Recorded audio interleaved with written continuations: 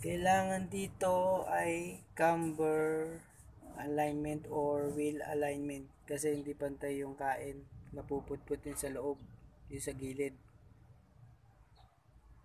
Wheel or camber alignment ang kailangan. Tingnan natin sa kabila, sa bandang kaliwa naman.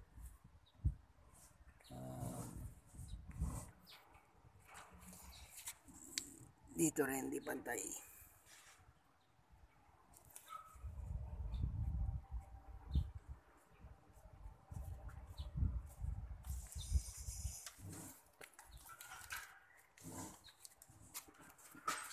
Wheel alignment talagang kailangan dito. Wheel or camber alignment ang kailangan. Okay, salamat. Merong gumagawa sa Petron. Gumagawa sila ng camber and wheel alignment doon.